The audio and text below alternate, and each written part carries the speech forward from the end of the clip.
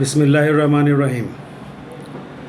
हम आज के व्लॉग में बात करेंगे कि पाकिस्तान के अवाम पाकिस्तान की मौजूदा हुकूमत से कितना खुश हैं। जो मौजूदा रजीम चल रहा है ये अप्रैल 2022 से लेकर आज तक, यानी आज मई 2026 हो गया है। इस रजीम को 4 साल मुकम्मल हो गए हैं। इन 4 सालों में क्या पाकिस्तान के अवाम मौजूदा रजीम से खुश हैं या नहीं हैं? ये दुरुस्त है कि जो नए इलेक्शन हुए हैं, जो लेटेस्ट इलेक्शन हुए हैं पाकिस्तान में, वो 2024 में हुए हैं, लेकिन 2024 से पहले भी यही वाला सेटअप चल रहा था और ये वही पॉलिसीज़ हैं जो 2022 से शुरू हुई और आज तक चली आ रही हैं। जिस वक्त पिछला रजीम चेंज हुआ इमरान खान साहब का, उस वक़्त मौजूदा रजीम के पास अपना प्राइम मिनिस्टर शहबाज शरीफ की हुकूमत के पास, बिलावल भुट्टो साहब के पास, आसिफ अली जरदारी साहब के पास, नवाज़ शरीफ साहब के पास एक ही नारा था, एक ही बात थी, एक ही बयानिया था कि पाकिस्तान की मईशत को इमरान खान साहब की हुकूमत ने बेशुमार नुकसान पहुंचाया है और बहुत सारे लोगों ने उनकी इस बात पर यकीन भी किया। लेकिन इनका वादा ये था, मौजूदा रजीम का वादा ये था कि वो रियासत बचा रहे हैं, अपनी सियासत नहीं बचा रहे, और हम मुश्किल फ़ैसले करके पाकिस्तान की मईशत को बेहतर करेंगे। पाकिस्तान की मईशत को बेहतर करने का जो इनका वादा था वो आज भी कायम है, लेकिन ये पाकिस्तान की मईशत बेहतर नहीं कर सके। पाकिस्तान की मईशत बेहतर ना होने की वजूहात जब ये लोग देते हैं या देंगे, आइंदा आने वाले इलेक्शन में देंगे, तो उस वक़्त इनके जो बयानिए होंगे वो ये होंगे कि जनाब पाकिस्तान ने इंडिया के साथ जंग लड़ी, पाकिस्तान को डिफेंस पर ख़र्चा करना पड़ गया, पाकिस्तान के पड़ोस में जंग छिड़ गई, पाकिस्तान में तेल महंगा हो गया, पेट्रोल महंगा हो गया। ये सिर्फ इस चीज़ का जिक्र करेंगे, ये इस बात का जिक्र नहीं करेंगे कि अगर पेट्रोल महंगा हुआ तो उसके साथ साथ पेट्रोलियम पर जो गवर्नमेंट या रियासत हमसे टैक्सेस वसूल करती है उसकी शरह में भी बेशुमार इजाफा हुआ। लेवी की सूरत में इन्होंने रेट बढ़ा दिए, टैक्सेस के रेट बढ़ा दिए। अब 400 रुपये लीटर के ऊपर अगर ये 120 रुपये टैक्सेस वसूल कर रहे हैं तो इसका मतलब ये है कि रियासत को नुकसान नहीं हुआ, आवाम को नुकसान हुआ है। रियासत तो फ़ायदे में गई है, रियासत को टैक्स की सूरत में मज़ीद पैसे मिलने शुरू हो गए हैं। अच्छा, ये बात तो हो गई यहाँ तक। अगर हम बात करें कि जिस वक्त ये मौजूदा रजीम हुकूमत में आया 2022 में, उस वक्त भी इनकी पॉपुलैरिटी, अवामी मकबूलियत उस वक्त भी इनकी नहीं थी। ये नो कॉन्फिडेंस मोशन इन्होंने इमरान खान साहब के ख़िलाफ़ मूव किया, उसको कामयाब करवाया और हुकूमत में आ गए।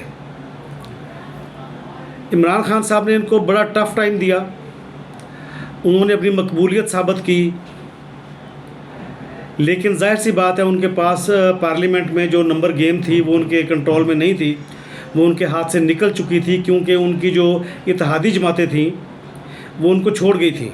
उसकी वजूहत अब किसी को भी इल्ज़ाम दे लें, सैफर को दे लें, बाजवा साहब को दे लें, या MQM को दे लें, या काफ लीग को दे लें, बहरहाल वो इमरान खान साहब के हाथ से निकल गई थी। और ये बात ज़हन में रखनी चाहिए कि वो थी ही इत्तेहादी हुकूमत। अगर इत्तेहादी साथ छोड़ गए हैं तो आपके पास हुकूमत करने का जवाज़ ख़त्म हो जाता है। चलें हम वापस अपनी बात पर आते हैं कि मौजूदा रजीम पहले भी कोई ख़ास मकबूल नहीं था। अच्छा, उसके बाद इलेक्शंस आ गए 2024 के, 8 फरवरी 2024 के। उन इलेक्शंस में भी अवाम ने जो वोट दिए वो PTI के नामज़द करदा अफराद को दिए। इलेक्शन के बाद PTI के नामज़द करदा अफराद सिंगल लार्जेस्ट पार्टी की सूरत में वफाक में सामने आए, लेकिन वो किसी वजह से या अपनी गलतियों की वजह से वो हुकूमत नहीं बना सके। सारा कसूर आप इस्टेब्लिशमेंट को ना दें। पीटीआई के हमारे दोस्त वो खुद उनकी अपनी गलतियां भी मौजूद हैं। अच्छा, उसके बाद भी इनका काम चलता रहा। ये प्राइम मिनिस्टर बन गए, सूबे तकसीम हो गए। सूबे जनाब एक पीपल्स पार्टी के पास चला गया, एक पीटीआई के पास चला गया, एक नून लीग के पास आ गया, बलूचिस्तान भी पीपल्स पार्टी के पास चला गया। सूबे भी इन्हीं पार्टीज़ में तकसीम हो गए। अच्छा, उसके बावजूद इनकी मकबूलियत उस लेवल की नहीं हो सकी जिस लेवल की मकबूलियत इमरान खान साहब की थी। या इसको आप दूसरे लफ्ज़ों में अगर हम बात करें तो वो ये है कि हुकूमत के ख़िलाफ़ जो अवामी नफ़रत थी, मौजूदा हुकूमत के ख़िलाफ़ जो अवामी नफ़रत थी वो इस वक्त भी कायम है, क्योंकि ये उस लेवल का परफॉर्म नहीं कर सके जिस लेवल के इन्होंने वादे किए थे। अगर हम एक ही वादे की बात करें तो वो ये था कि महंगाई कंट्रोल होगी, मईशत बेहतर होगी। अब ये वाला वादा इनसे पूरा नहीं हो सका, हालांकि ये लोग ख़ुद को तजर्बाकार लोग कहते हैं। अच्छा चलें, यहाँ तक तो बात समझ लगती है। उसके बाद हम आ जाते हैं महंगाई पर। मौजूदा हुकूमत या मौजूदा सेटअप या मौजूदा रजीम महंगाई कम नहीं कर सका। आपके सामने है कि बिजली के जो रेट्स हैं वो हर महीने की बुनियाद पर ये बढ़ा देते हैं। और इसी तरीके से अगर आप देखें पेट्रोलियम की जो पेट्रोल है या डीज़ल है, इनके रेट्स ये कभी भी डाउन नहीं कर सके पिछले 4 सालों के दौरान। पिछले 4 सालों के दौरान ये एक दफ़ा भी पेट्रोल के रेट्स कम नहीं कर सके, 200 रुपये से कम पर नहीं ला सके। 250, पौने 300, जब बहुत अरसा 280 के दरमियान 270 और 280 के दरमियान रहा पेट्रोल का रेट। उसके बाद जंग शुरू हो गई ईरान की, अमेरिका की। उसके बाद पेट्रोल 350, पौने 400 और अब 411 रुपये या 12 रुपये लीटर मिल रहा है। अगर इकॉनमी इन्होंने ठीक कर ली थी पाकिस्तान की, अगर इन्होंने पाकिस्तान की मईशत ठीक कर ली थी तो फिर पेट्रोल के रेट्स नीचे आ जाने चाहिए थे। और ये सब लोग जानते हैं कि पेट्रोल डीज़ल वो वाहिद चीज़ें हैं जिनकी वजह से बकिया तमाम चीज़ें भी महंगी हो जाती हैं। ट्रांसपोर्टेशन के मामलात आ जाते हैं, उसमें गुड्स ट्रांसपोर्टेशन आ जाती है। उसके बाद महंगाई को कंट्रोल करना हुकूमत के इख्तियार में नहीं रहता। यानी कि पेट्रोल और डीज़ल के अगर ये रेट कंट्रोल नहीं कर सके पिछले 4 सालों में, तो इन्होंने ये रेट्स कब कंट्रोल करने हैं? पाकिस्तान की मईशत को कब ठीक करना है? पाकिस्तान की करेंसी की कदर को कब बढ़ाना है?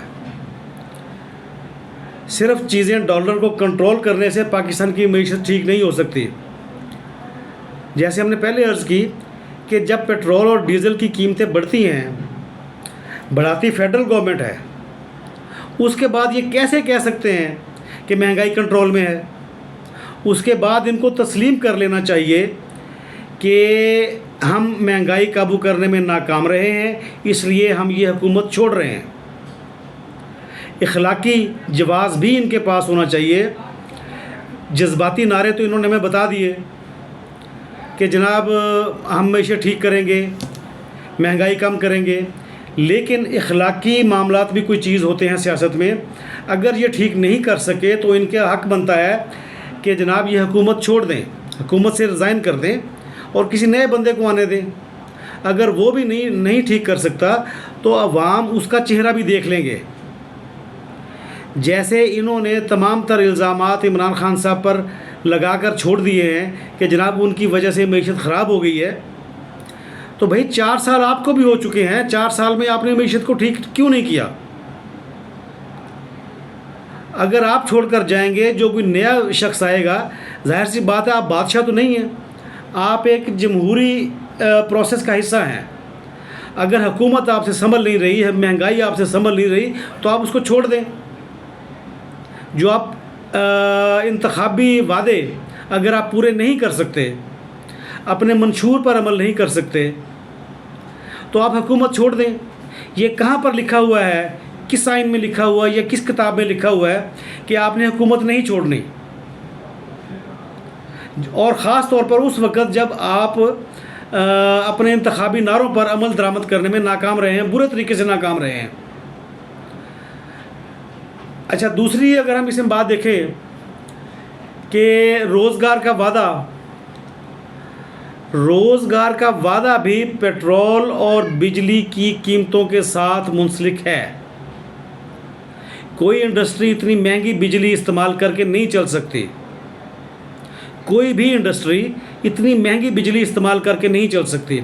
अगर आपके पास ये जवाज़ है कि आईएमएफ ने हमें कहा है कि आप इस तरीके से रेट्स बढ़ाएं, तो क्या आईएमएफ ने आपको ये भी कहा था कि जो पुराने आईपीपीज़ के आपने एग्रीमेंट्स किए हैं उसमें आपने उनको बेशुमार मराहत देनी थी कि वो कोई बिजली पैदा भी ना करें और आपने उनको रकम अदा करनी थी, कैपेसिटी पेमेंट्स करनी थी कि आपकी कैपेसिटी इतनी है, क्योंकि आप बिजली पैदा नहीं कर रहे इसलिए हम बतौर जुर्माने के, रियासत बतौर जुर्माने के आईपीपीज़ को पैसे देगी।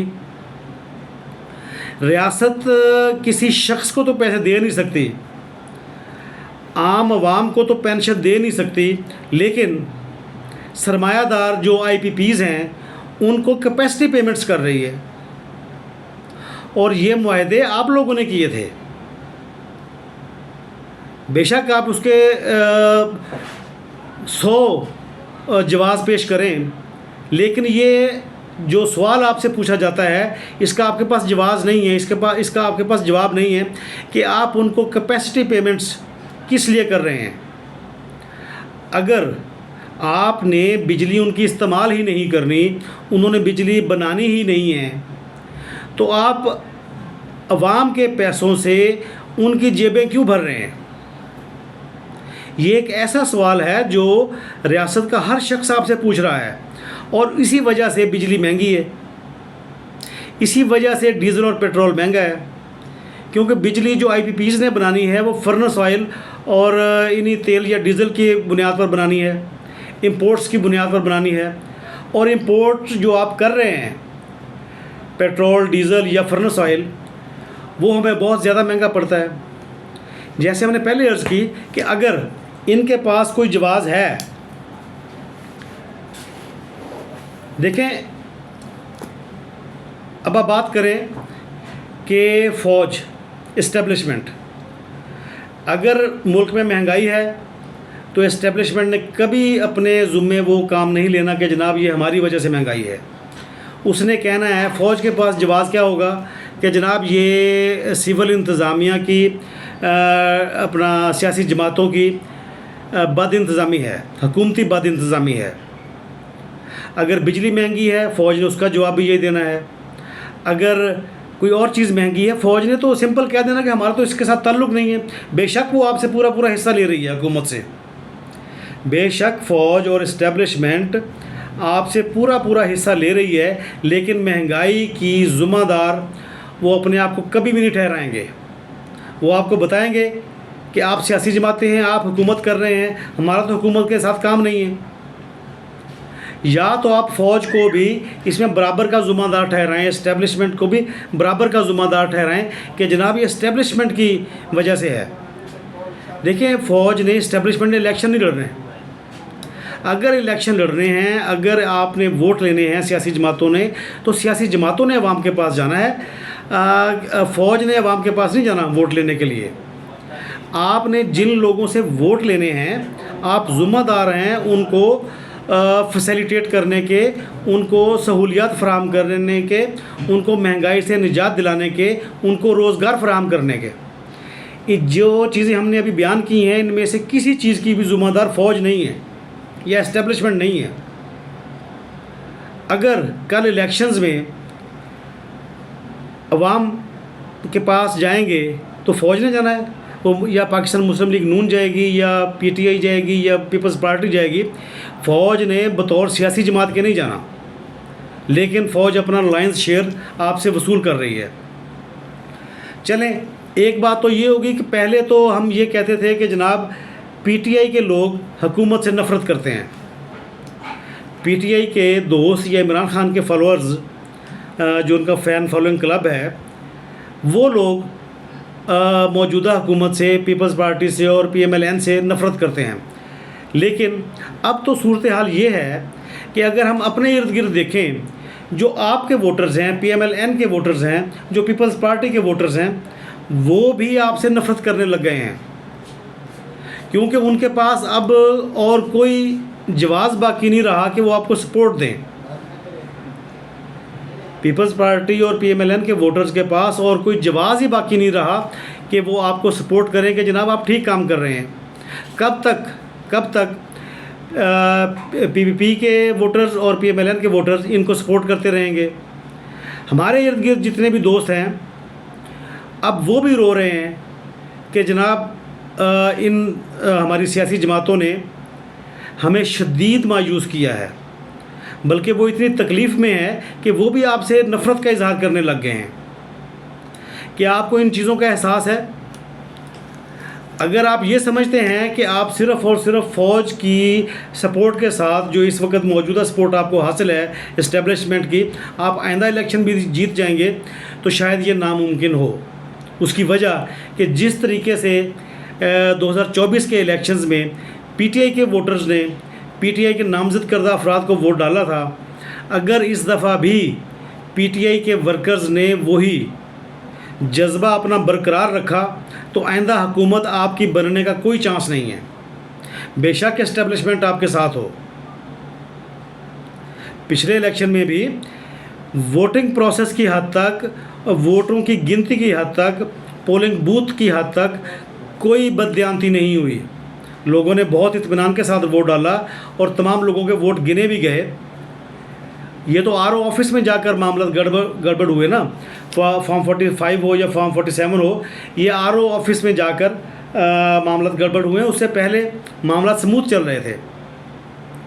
हमारी आपसे रिक्वेस्ट है कि आप अपने हुकूमत होने का कोई ना कोई जवाब तो आप पेश करें। जैसे मौजूदा महंगाई ने, जैसे मैंने पहले अर्ज़ की, मौजूदा महंगाई ने जो ख़त्म होने का नाम नहीं ले रही, मौजूदा महंगाई जो पिछले 4 साल से बरकरार है, ख़त्म होने का नाम नहीं ले रही। आप इसको कंट्रोल नहीं कर सके, आप इसको कम नहीं कर सके, आप पाकिस्तानी रुपए की वैल्यू नहीं बढ़ा सके, आप डॉलर की वैल्यू को नीचे नहीं ला सके, एक्सचेंज रेट को नीचे नहीं ला सके।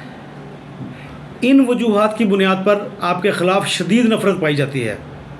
पेट्रोलियम और बिजली के जो बिल हैं, वो आम आवाम की या आम शख्स की कैपेसिटी से बाहर निकल चुके हैं। उसमें इतनी हिम्मत नहीं है कि वो इतना महंगा पेट्रोल ख़रीद सके। किसी भी शख्स में इतनी हिम्मत नहीं है कि वो इतना बिजली का महंगा बिल पे कर सके और रियासत उस पर टैक्सेस लें। बल्कि अब तो अवाम ने वापडा को खैर बात कहना शुरू कर दिया है, आपकी इन्हीं गलत पॉलिसीज़ की वजह से।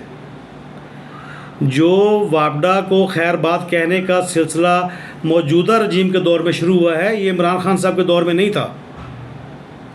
अब अवाम चाहती है कि वो रियासत के मुंह लगे ही ना, वापडा के मुंह ही ना लगे। वो अपना बिजली का सिस्टम ख़ुद जनरेट करें और ख़ुद इस्तेमाल करें। हमारी आपसे गुजारिश है कि जो मौजूदा महंगाई है, अगर आप इसको अब नया बजट आने वाला है, नए बजट में आपने मज़ीद टैक्सेस लगाने हैं, IMF के कहने पर लगाने हैं या ख़ुद लगाने हैं। लेकिन जो बीच में चोरी के दरवाज़े हैं टैक्स कलेक्शन में, उनको ठीक करने की कैपेसिटी आपके पास नहीं है।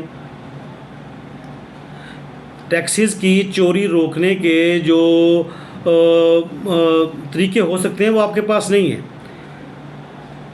बहरहाल हम आज का यहाँ पर वीलॉग ख़त्म करते हैं और आपसे रिक्वेस्ट करेंगे कि आप इस वीलॉग को लाइक करें, शेयर करें। Thank you very much.